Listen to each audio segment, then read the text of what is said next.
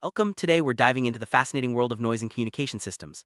Noise is an unavoidable part of any communication process, and understanding it is crucial for designing reliable systems. Whether you're dealing with radio, television, or digital networks, noise can affect the quality and clarity of your signals. In this video, we'll explore the different types of noise, how they impact communication, and the key metrics used to measure and manage noise. Let's begin our journey by understanding what noise really means in the context of communication systems.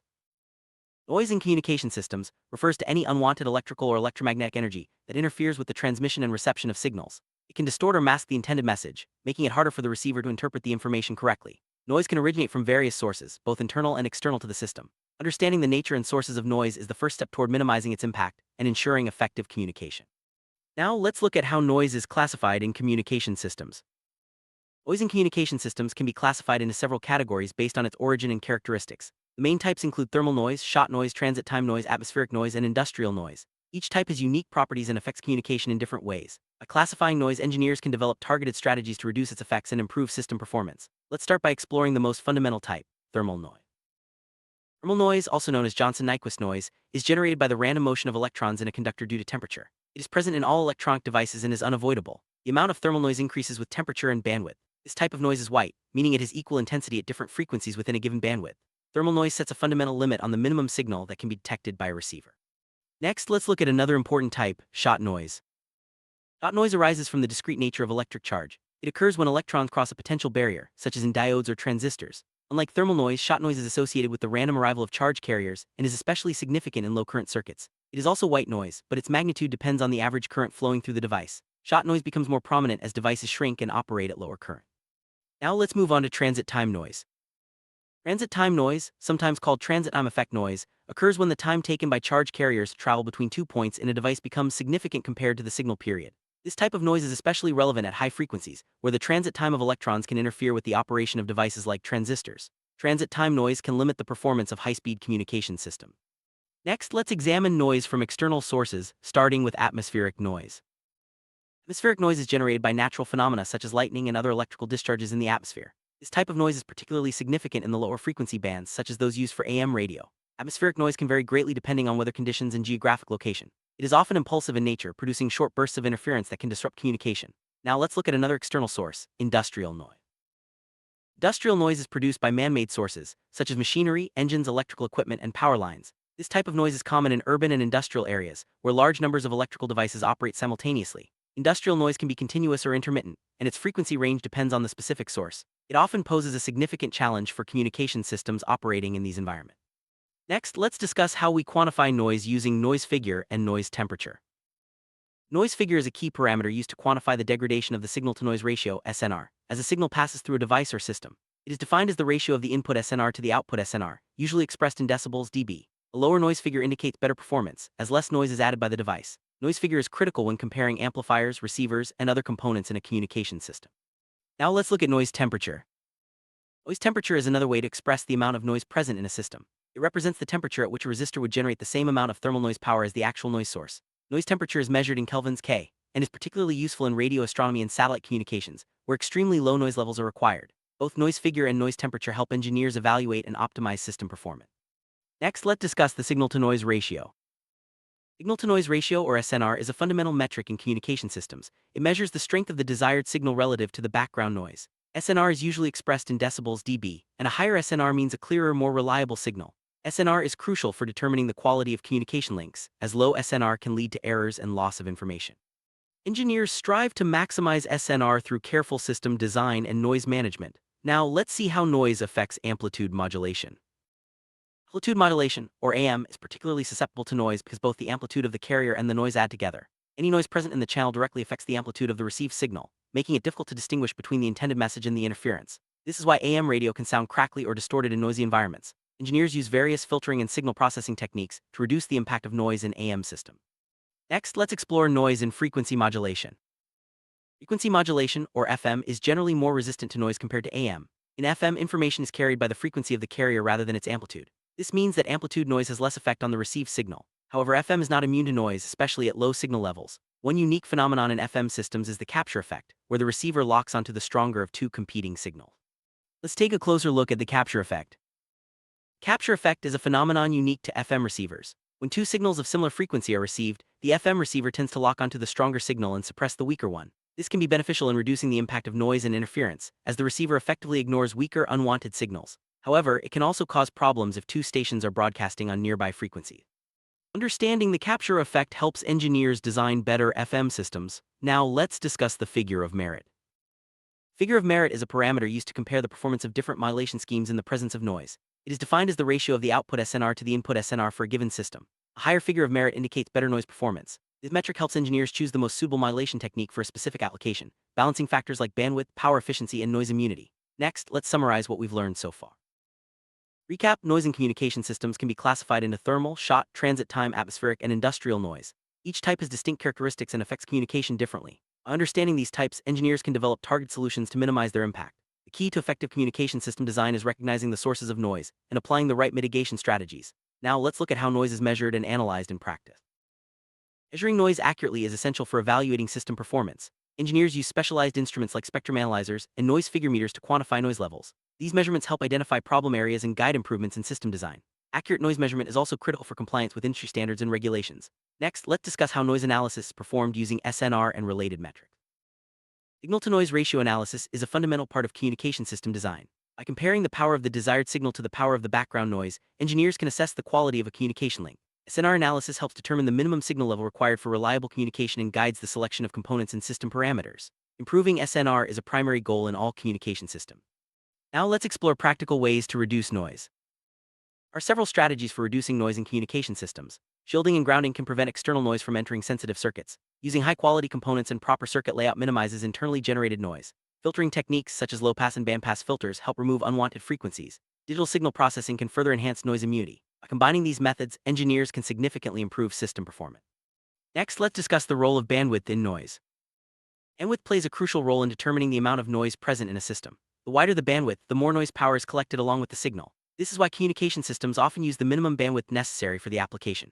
Careful bandwidth management helps balance data rate and noise performance. Engineers must consider both the desired signal and the noise when designing system bandwidth. Now let's look at the impact of noise on digital communication. Digital communication systems are generally more robust against noise than analog systems, but they are not immune. Noise can cause bit errors, leading to data corruption. Error detection and correction techniques such as parity checks and forward error correction are used to mitigate the effects of noise. The design of digital systems often involves trade-off between noise immunity, data rate, and complexity. Next, let's discuss the concept of noise bandwidth. Noise bandwidth is the range of frequencies over which noise power is measured. It is an important concept because the total noise power in a system depends on both the noise spectral density and the bandwidth. By limiting the noise bandwidth, engineers can reduce the total noise power and improve SNR. This is why filters are commonly used in communication systems to restrict bandwidth to the necessary range. Now, let's look at the role of filters in noise management. Filters are essential tools for managing noise in communication systems. They allow desired signals to pass while blocking unwanted frequencies, including noise outside the signal band. Low-pass, high-pass, bandpass, and band-stop filters are used depending on the application. Proper filter design can greatly enhance SNR and overall system performance. Filters are used in both analog and digital systems to ensure clean, reliable communication. Next, let's discuss noise in wireless communication. Wireless communication systems are particularly vulnerable to noise and interference due to their reliance on electromagnetic waves. Sources of noise include atmospheric conditions, other electronic devices, and even cosmic radiation. Engineers use advanced techniques like spread spectrum and error correction to combat noise in wireless systems. The goal is to maintain reliable communication even in challenging environments. Now, let's look at the impact of noise on data transmission rate. Noise limits the maximum data rate that can be achieved in a communication system. According to the Shannon-Hartley theorem, the channel capacity is determined by both the bandwidth and the SNR. As noise increases, the maximum achievable data rate decreases. This relationship guides the design of high-speed communication links, ensuring that data can be transmitted reliably within the constraints of noise and bandwidth. Next, let's discuss noise immunity in modern systems. Noise immunity refers to a system's ability to resist the effects of noise and maintain reliable operation. Modern communication systems use a combination of hardware and software techniques to achieve high noise immunity. These include robust modulation schemes, error correction, adaptive filtering, and advanced signal processing algorithms. The goal is to ensure clear communication even in the presence of significant noise. Now, let's look at the importance of noise analysis in system testing. During system testing, engineers perform detailed noise analysis to identify potential issues and validate performance. This involves measuring SNR, noise figure, and other key parameters under various operating conditions. Testing helps ensure that the system meets design specifications and regulatory requirements. By analyzing noise performance, engineers can make informed decisions about component selection and system architecture. Next, let's discuss the role of simulation in noise analysis. Simulation tools allow engineers to model noise behavior in communication systems before building physical prototypes. By simulating various noise sources and system configurations, engineers can predict performance and identify potential problems early in the design process. Simulation saves time and resources, enabling rapid optimization of system parameters. It is an essential part of modern communication system design. Now let's look at the impact of environmental factors on noise. Environmental factors such as temperature, humidity, and electromagnetic interference can significantly affect noise levels in communication systems. For example, higher temperatures increase thermal noise, while nearby electronic devices can introduce additional interference. Engineers must consider these factors during system design and installation to ensure reliable operation. Environmental testing is often performed to validate system performance under real-world conditions. Next, let's discuss the importance of shielding and grounding. Shielding and grounding are fundamental techniques for reducing noise and interference in communication systems. Shielding involves enclosing sensitive components in conductive materials to block external electromagnetic fields. Grounding provides a reference point for the system and helps dissipate unwanted electrical currents. Proper implementation of shielding and grounding is essential for minimizing noise and ensuring system reliability. Now let's look at the role of power supply quality in noise generation. Quality of the power supply can have a major impact on noise levels in communication systems. Poorly regulated power supplies can introduce ripple and other forms of electrical noise, which may be amplified by sensitive circuits. Using high-quality, regulated power supplies and proper decoupling techniques helps minimize power-related noise. Engineers must pay close attention to power supply design to ensure clean, stable operation. Next, let's discuss the impact of component selection on noise. Choosing the right components is critical for minimizing noise in communication systems. Low-noise amplifiers, precision resistors, and high-quality capacitors can all help reduce internally generated noise.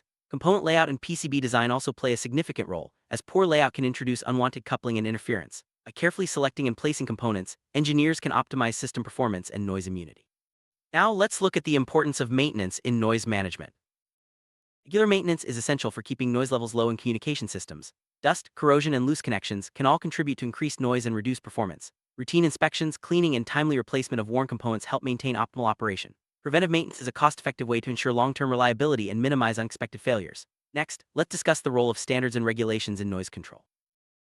Communication systems must comply with industry standards and regulations regarding noise and electromagnetic interference. These standards set limits on the amount of noise that can be emitted or tolerated by devices. Compliance ensures compatibility between different systems and protects users from harmful interference. Engineers must stay up to date with relevant standards and incorporate them into system design and testing. Now let's look at the future of noise management in communication systems. As communication technologies evolve, new challenges and solutions for noise management continue to emerge.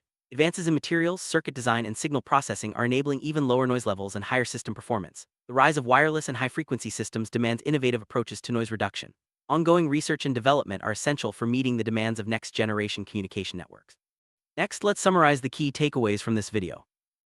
Summary: noise is an inherent part of all communication systems, but its impact can be managed through careful design, measurement, and maintenance. Understanding the different types of noise, how they are measured, and the strategies for reducing their effects is essential for building reliable communication networks. By staying informed and applying best practices, engineers can ensure clear, efficient, and robust communication in any environment.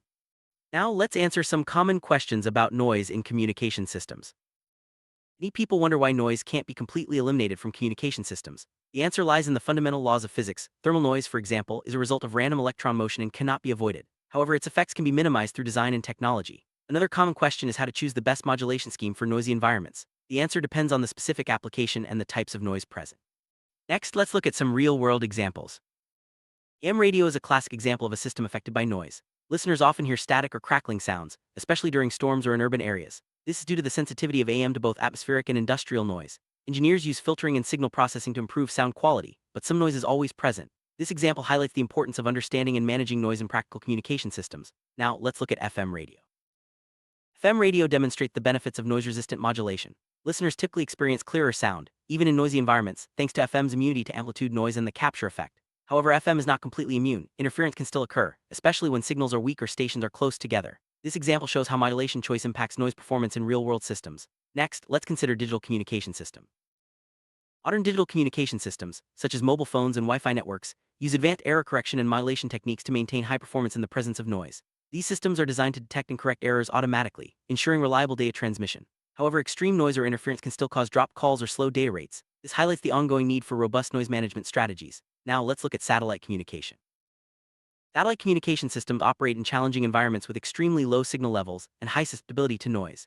Engineers use low-noise amplifiers, precise filtering, and advanced modulation to ensure reliable links. Noise temperature is a critical parameter in satellite systems, as even small increases can degrade performance. This example underscores the importance of noise analysis and control in advanced communication technology. Next, let's discuss emerging trends in noise management. Emerging trends in noise management include the use of artificial intelligence and machine learning to predict and mitigate noise in real time. Adaptive algorithms can adjust system parameters on the fly to maintain optimal performance. New materials and device architectures are also being developed to further reduce noise. These innovations promise to make future communication systems even more robust and efficient. Now, let's wrap up with a final summary. Conclusion: noise is a complex but manageable aspect of communication systems. By understanding its sources, characteristics, and effects, engineers can design systems that deliver clear and reliable communication. Advances in technology continue to provide new tools and techniques for noise management. Staying informed and applying best practices is key to success in the ever-evolving field. Thank you for joining us on this exploration of noise in communication system. If you're interested in learning more about noise in communication systems, consider exploring advanced topics like digital modulation, error correction codes, and wireless network design. Many resources are available online and in textbooks to deepen your understanding. Continuous learning is essential for keeping up with the latest developments in this dynamic field. We hope this video has provided a solid foundation for your future studies. Thank you for watching. We hope you now have a clearer understanding of noise in communication systems and the strategies used to manage it. Remember, effective noise management is key to building reliable and high-performance communication networks. Stay curious and keep exploring the world of communication technology. Until next time, goodbye.